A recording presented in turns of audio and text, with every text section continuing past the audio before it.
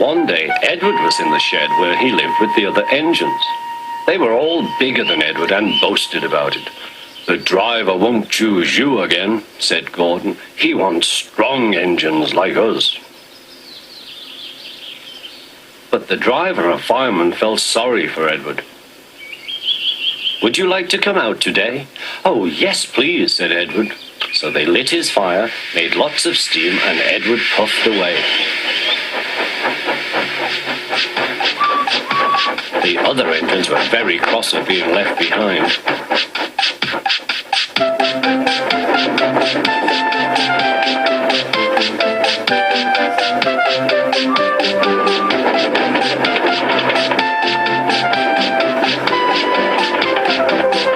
Edward worked hard all day. The coaches thought he was very kind, and the driver was very pleased.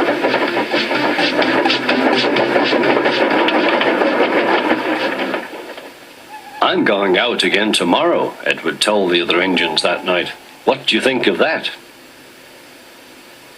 But he didn't hear what they thought, for he was so tired and happy that he fell asleep at once. Next morning, Edward woke up to find nothing had changed. Gordon was still boasting. "You watch me, little Edward, as I rush through with the express. That will be a splendid sight for you. Goodbye, little Edward. Look out for me this afternoon."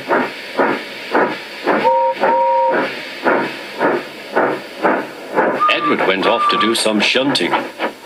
He liked shunting. It was fun playing with freight cars.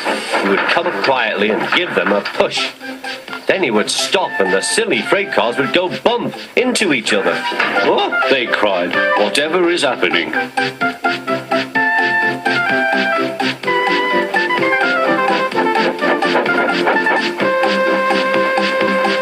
Edward played till there were no more freight cars. Then he stopped to rest. Presently he heard a whistle. Gordon was very cross.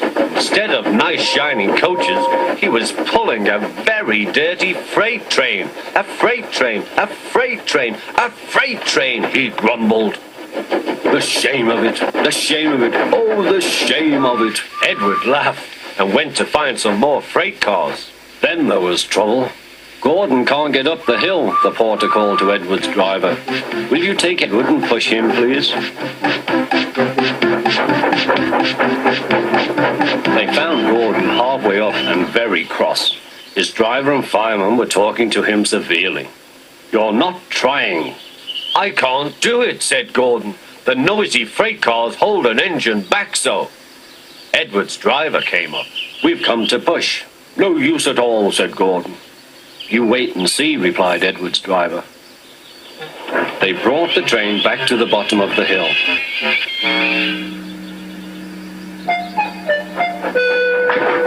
"I'm ready," said Edward.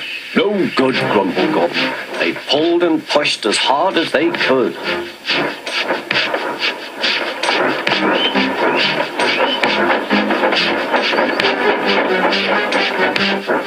"I can't do it, I can't do it, I can't do it," puffed Gordon.